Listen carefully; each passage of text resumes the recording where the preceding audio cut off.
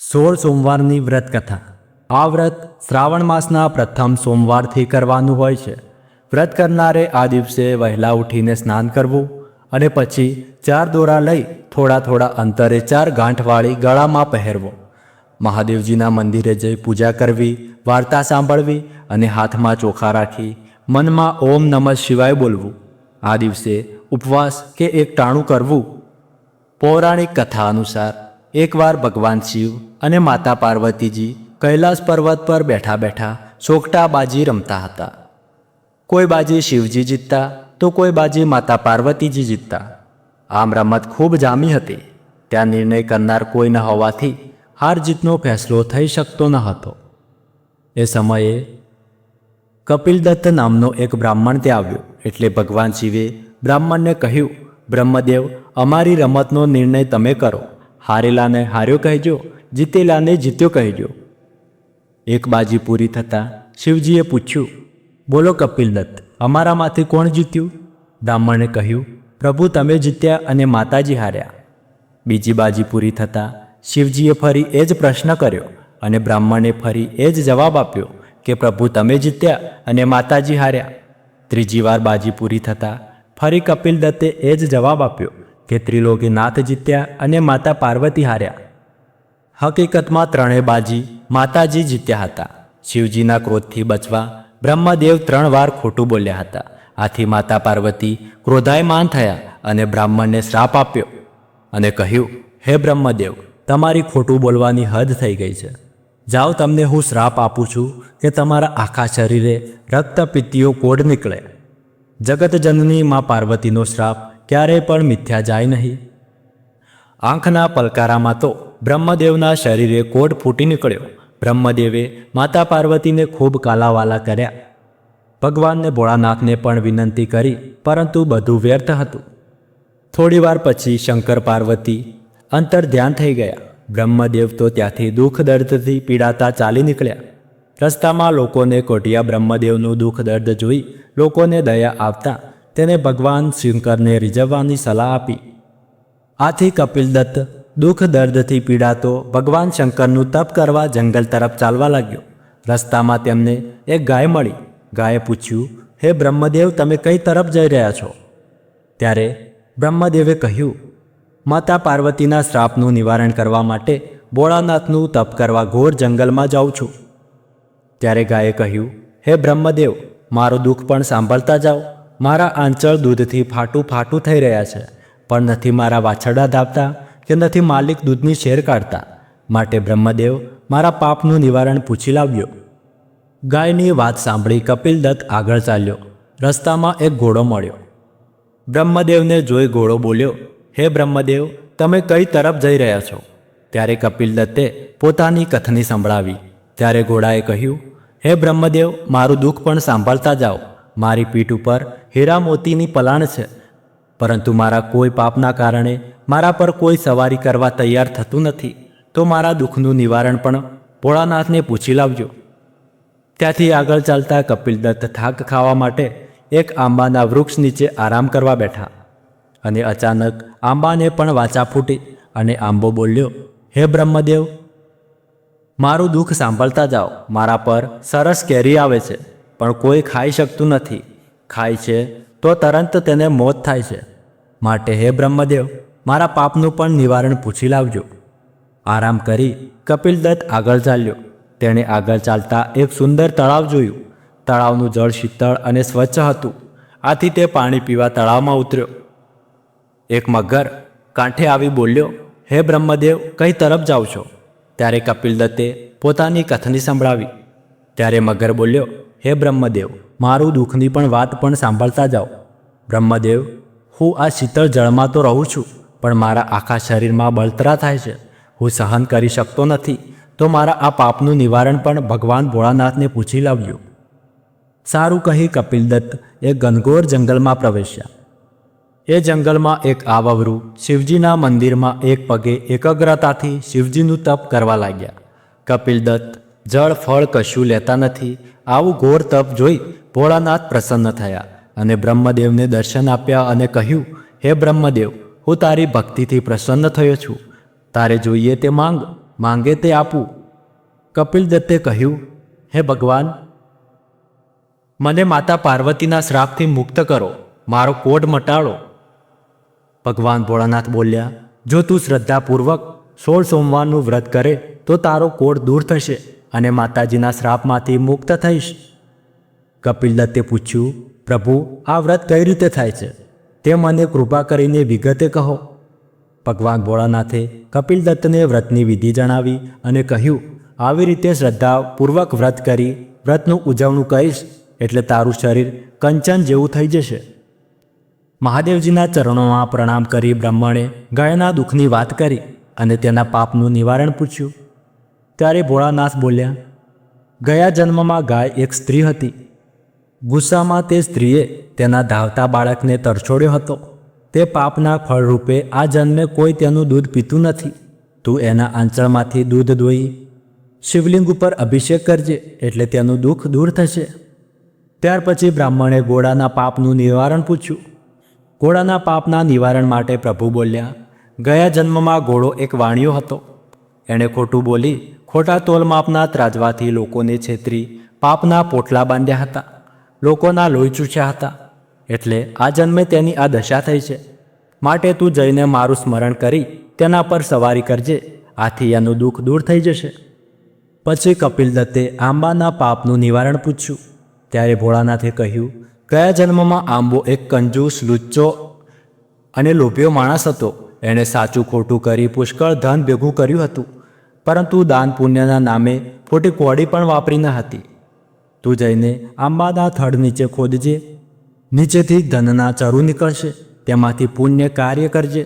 એ પુણ્યના પ્રભાવથી આંબાનું દુઃખ દૂર થશે અને એના ફળ મીઠા થઈ જશે અને લોકો ખાઈ શકશે. ત્યારબાદ કપિલ દત્તે મગરના પાપનું નિવારણ પૂછતા મહાદેવજીએ કહ્યું, ગયા જન્મે મગર એક બ્રાહ્મણ હતો. તે વેદમાં પારંગત અને શાસ્ત્રમાં નિપુણ થયો. જ્ઞાનના ગાંસડા બાંધ્યા પણ કોઈને વિદ્યાનું જ્ઞાન ન આપ્યું. તેથી આ ભવે એનો રૂવે રૂવે તેની કાળી બળતરા થાય છે. હે બ્રહ્મદેવ, તું મગરની આંખે મારા લિંગ પરથી ઉતારેલું એક બેલપત્ર લઈ તેના સ્પર્શ કરાવજે. તેથી તેની બળતરા દૂર થઈ જશે અને તેના પાપનું નિવારણ થશે. શિવજીને પ્રણામ કરી કપિલ દત્ત પાછો ફર્યો.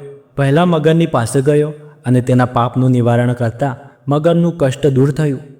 મગરે બ્રાહ્મણને જ્ઞાન આપ્યું, જેથી મગરનો મોક્ષ થયો. ત્યારબાદ કપિલ દત્ત આંબા પાસે ગયો અને તેના થડમાંથી ચરુ ખોદી કાઢી તે ધન સત્કાર્યોમાં વાપર્યું. તેથી આંબાના ફળ મીઠા અમૃત જેવા થઈ ગયા અને આંબો તેના પાપમાંથી મુક્ત થયો. પછી કપિલ દત્ત ઘોડાની પાસે ગયો અને તેના પર ભોળાનાથનું સ્મરણ કરી સવારી કરી એટલે ઘોડાને તેના પાપમાંથી મુક્ત કરાવ્યો. આગળ ચાલી બ્રહ્મદેવે ગાયનું કષ્ટ નિવારણ કરવા શિવલિંગ ઉપર મહાદેવે કહ્યા મુજબ તે ગાયનું દૂધ દોઈને તેનો અભિષેક કર્યો અને ગાયને તેના પાપમાંથી મુક્ત કરી. કપિલ દત્ત ઘરે પહોંચ્યા પછી શ્રાવણ માસમાં 16 સોમવારનું વ્રત કર્યું અને તેણે શ્રદ્ધા અને ભક્તિપૂર્વક વ્રતનું ઉજવણું કર્યું. વ્રતના પ્રભાવથી અને ભોળાનાથની દયાથી બ્રાહ્મણની કાયા કંચનવર્ણી થઈ ગઈ અને મુખ તેજમય થઈ ગયું. થોડા દિવસો પછી નગરમાં એક રાજાની કુંવારીનો સ્વયંવર યોજાયો. કપિલ દત્ત તે સ્વયંવર જોવા ગયો અને ચૂપચાપ એક બાજુ ઊભો રહ્યો. થોડી વારમાં 16 શણગાર સજીને કુંવારી દાસીઓ સાથે પ્રવેશી અને આગળ એક હાથણી સૂંઠમાં કળશ લઈ ચાલતી હતી. હાથણીએ એક બાજુ ઊભેલા કપિલ દત્ત ઉપર કળશ ઢોળી દીધો. આ જોઈને બધાને ઘણું આશ્ચર્ય થયું અને ત્યાં બેઠેલા રાજકુમારો બૂમો પાડવા લાગ્યા કે હાથણીએ ભૂલ કરી છે. ત્યાં જ આકાશવાણી થઈ કે રાજકુંવારી માટે આ જ યોગ્ય વર છે.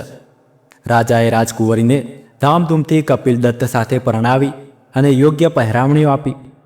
આ શંકર પાર્વતીની કૃપાનું ફળ હતું. રાજાને કોઈ પુત્ર ન હતો, તેથી તે રાજ્યનો રાજા કપિલ દત્ત બન્યો. શ્રાવણ માસ આવ્યો. કપિલ દત્તે નિયમ મુજબ શ્રદ્ધા અને ભક્તિપૂર્વક 16 સોમવારનું વ્રત કર્યું. એ વ્રત પૂરું થયે ઉજવણા માટે તૈયારી કરવા માટે રાણીને કહ્યું અને ઉજવણા માટેની બધી માહિતી આપી. રાણીને વિચાર આવ્યો કે મારા પતિ રાજા થઈને એકલા લાડવા જ ખાશે અને ખાશે તો પણ શોભે નહીં. તેથી રાણીએ 32 પકવાન અને ભાત ભાતના શાક બનાવ્યા. રાજાએ ભોળાનાથનું શ્રદ્ધાપૂર્વક પૂજન વિધિ કરીને પ્રસાદી માંગી. રાણીએ લાડવાની સાથે અન્ય વાનગીઓ પણ પીરસી. આ જોઈને રાજાના ક્રોધની કોઈ સીમા ન રહી. રાજાએ ભોળાનાથની મનોમન ક્ષમા માંગી અને ચોથા ભાગના લાડવાનો પ્રસાદ લઈ વ્રતનું ઉજવણું કર્યું. પરંતુ મહાદેવજી રાણી ઉપર કોપાયમાન થયા અને રાત્રે કપિલદત્તના સપનામાં આવીને કહ્યું, હે રાજા, તારી રાણીએ અભિમાનને વંશ થઈ તારા વ્રતના ઉજવણાને તોડવાનો પ્રયાસ કર્યો છે. તેને દેશ નિકાલની સજા આપ. શિવજીની આજ્ઞાથી રાજાએ રાણીને દેશ નિકાલની સજા આપી. રાણી વિલાપ કરવા લાગી, રાજાના પગે પડી માફી માંગવા લાગી, પરંતુ કપિલદત્ત અડગ જ રહ્યા. છેવટે રાણી રડતી રખડતી મહલમાંથી નીકળી તેને રજળતી રખડતી રાણી એક ગામમાં પહોંચી.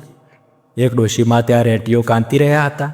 રાણીએ તેમની પાસે પીવાનું પાણી માંગ્યું. ડોશીમાં દયાળુ હતા. તેણે પાણી આપ્યું અને રહેવા માટે જગ્યા પણ આપી. રાણી ડોશીના ઘરમાં રહેવા લાગી, પરંતુ તેના આવવાથી ડોશીનો રેંટીઓ તૂટી ગયો. રેંટીઓ સાંધ્યો તો તાર તૂટી જવા લાગ્યા. આથી ડોશી તેને અપશુકનિયાળ માનીને કાઢી મૂકી.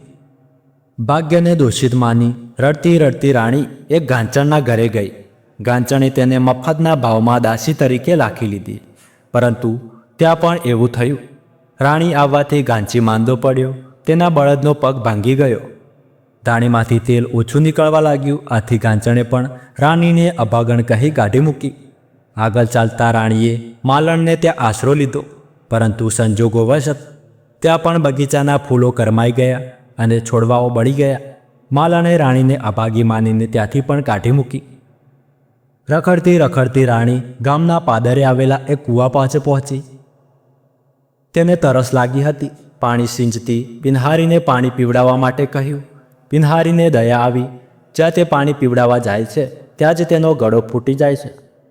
તેને પણ રાણીને કમ ભાગી કહી કાઢી મૂકી. રાણીને થયું, હવે મને ગામમાં કોઈ રાખશે નહીં. તેથી તે જંગલ તરફ ચાલવા લાગી. જંગલમાં એક ઋષિનો આશ્રમ હતો. રાણી તે ઋષિના આશ્રમે પહોંચી. ઋષિ તિકાળ જ્ઞાની હતા. રાણીને જોતાં જ ઋષિ પરિસ્થિતિ જાણી ગયા. રાણીને પીવા માટે પાણી આપ્યું, પછી જમાડી. રાણીને થોડી શાંતિ મળી. પછી ઋષિ કહેવા લાગ્યા, પુત્રી, પુરાણોમાં છે તેમ વ્રતભંગનો પ્રયાસ કરનાર મહાપાપનો ભાગીદાર બને છે. તે તો શિવજીના વ્રતનો ભંગ કર્યો છે, તેથી તેઓ કોપાયમાન થયા છે. આ સાંભળી રાણી બોલી, હે ઋષિ, આ દુઃખમાંથી મુક્ત થવાનો માર્ગ બતાવો. 16 સોમવારના વ્રતની વિધિ બતાવી અને કહ્યું, શ્રદ્ધાપૂર્વક વ્રત કરનારને શિવજીની કૃપા જરૂર પ્રાપ્ત થાય છે. ઋષિના કહેવાથી રાણીએ 16 સોમવારનું વ્રત શ્રદ્ધાભાવથી કર્યું. વિધિપૂર્વક તેનું ઉજવણું કર્યું, જેથી શિવજી પ્રસન્ન થયા. રાણીના દોષો માફ કર્યા. રાણીને તેના દોષમાંથી મુક્તિ મળી. એ જ રાતે કપિલદત્તને શિવજી સપનામાં આવીને કહ્યું, તારી રાણી દોષમાંથી મુક્ત થઈ ગઈ છે. તેણે વ્રતભંગ માટેની સજા ભોગવી લીધી છે. હવે તું તેને માન સહિત મહેલમાં લઈ આવ. બીજા જ દિવસે રાજા રાણીની શોધમાં ફરતો ફરતો ઋષિના આશ્રમ સુધી પહોંચી ગયો. રાજાને જોઈ રાણી ઘણી ખુશ થઈ. કપિલદત્તે ઋષિના ચરણોમાં પડી આશીર્વાદ લીધા અને રાણીને લઈ જવા આજ્ઞા માંગી. ઋષિએ રાણીને આશીર્વાદ આપી અને એક અક્ષય પાત્ર આપ્યું અને કહ્યું, આ પાત્રથી તું સર્વના દુઃખ દૂર કરી શકીશ. આમ કહી તેને રજા આપી. કપિલદત્ત અને રાણીને ખુશીનો પાર ન રહ્યો. બંને નગર તરફ નીકળ્યા. ગામના પાદરે પિન્હારીના ફૂટેલા ઘડા પર અક્ષય પાત્રમાંથી જળ છાંટ્યું. એટલામાં તો ઘડો જેવો હતો એવો ફરી બની ગયો. રાણી પાસેથી વ્રતની વિધિ જાણી બધી જ પિન્હારીઓએ 16 સોમવારના વ્રત કરવાનો સંકલ્પ કર્યો. ત્યારબાદ રાજા રાણી માલણના બગીચામાં આવ્યા. રાણીના પગલાં પડતા જ બગીચો ફૂલ છોડથી મધમધી ઉઠ્યો. માલણને મહાદેવજીના વ્રતની વાત કરી. રાજા રાણી આગળ ચાલ્યા. આગળ જતાં ગાંચણનું ઘર આવ્યું. તેની રાણી ઉપર રાણીએ જળ છાંટ્યું અને ધાણી ધમધમાટ ચાલવા લાગી. રાણીએ શિવજીના વ્રતની વાત કરી. ગાંચણે પણ વ્રત કરવાનો સંકલ્પ કર્યો. રાજા રાણી ચાલતા ચાલતા રેંટીઓ કાંતીથી ડોશી પાસે આવ્યા. ડોશીના ભાગેલા તૂટેલા રેંટિયા પર રાણીએ હાથ ફેરવ્યો અને ડોશીનો રેંટિયો સરસ ચાલવા લાગ્યો અને ઝીણા તાર તેમાંથી નીકળવા લાગ્યા. ડોશીમાએ રાણીને આશીર્વાદ આપ્યા. રાણી મનમાં વિચારે છે કે એક દિવસ આ બધી જગ્યાએથી જાકારો મળ્યો હતો અને અપમાન થયું હતું. આજ ત્યાંથી આશીર્વાદ મળે છે અને એ શિવજીનો જ પ્રતાપ અને કૃપા છે. રાજા રાણીએ મહેલમાં આવી વ્રતનું ઉજવણું કર્યું અને આખા નગરને જમણવાનો સંકલ્પ કર્યો. નગરમાં ઢંઢેરો પીટાવી દીધો કે આવતીકાલે નગરજનોએ મહેલમાં ભોજન લેવા પધારવાનું છે. બીજા દિવસે સૌ જમવા આવી ગયા. વિશાળ મંડપમાં બધા લોકો પ્રેમથી જમવા લાગ્યા. સૌ નગરજનો જમી રહ્યા પછી રાજાએ રાણીને જમવા માટે કહ્યું. ત્યારે રાણીએ કહ્યું, મારે આજે વ્રત છે, હું વાર્તા સાંભળ્યા પછી જ જમીશ. વાર્તા ભૂખ્યા માણસને જ સંભળાવાય. માટે રાજાને ચિંતા થઈ કે ભૂખ્યો માણસ લાવવો ક્યાંથી. રાજાએ તેમના માણસોને ભૂખ્યા માણસને શોધી લાવવા માટે કહ્યું. પ્રધાને નગરમાં તપાસ કરાવી તો ખબર પડી કે કુંભારના ઘરમાં સાસુમાં ભૂખ્યા છે. સાસુ વહુના ઝઘડામાં તેઓ જમવા આવ્યા ન હતા. તેઓ આંધળા અને કાને બહેરા હતા. ડોશીમાને માન સહિત પાલખીમાં બેસાડી મહેલમાં લઈ ગયા. રાણીએ ડોશીને પાટલા ઉપર બેસાડ્યા અને હાથમાં ચોખા આપી કહ્યું, માં, હું તમને શંકર પાર્વતીની વાર્તા સંભળાવું છું, તો તમે ઓમ નમઃ શિવાય બોલતા રહીને હાંકારો ભણજો. ડોશીમાએ કહ્યું, સારું. ડોશીમા વાર્તા સાંભળવા તૈયાર થઈ ગયા. ડોશીમા પૂરું વાક્ય સાંભળે ન સાંભળે અને વચ્ચે ઓમ નમઃ શિવાય બોલી ઉઠતા. આમ પરમ કૃપાળુ પરમાત્માનું નામ લેતા ધીરે ધીરે ડોશીના કાનની બહેરાશ જતી રહી. આંખોનું તેજ વધી ગયું. ડોશીમા ચોખ્ખું જોવા અને સ્પષ્ટ સાંભળવા લાગ્યા. અડધી વાર્તા સાંભળી હશે ને ડોશીમાં નવી શક્તિ આવી. ડોશીમા એકદમ બોલી ઉઠ્યા, બેઠા જોતો ખરું, આ શું થયું છે? હું સ્પષ્ટ સાંભળી શકું છું. મારામાં જાણે નવું ચેતન આવ્યું હોય એવું લાગે છે. બેટા, આમ કેમ થયું? આ ચમત્કાર જોઈને રાણી તો ખુશ થઈ ગઈ અને કહ્યું, માં, આ પરમ કૃપાળુ શિવજીનો પ્રતાપ છે. આમ કહી ભોળાનાથને લાખ વાર પ્રણામ કર્યા. 16 સોમવારના વ્રતની વાર્તા સાંભળ્યાનું આ ફળ તમને મળ્યું છે. ડોશીમા આ વાત સાંભળી ખુશ થઈ ગયા અને ડોશીમાએ પણ વ્રત કરવાનો સંકલ્પ કર્યો.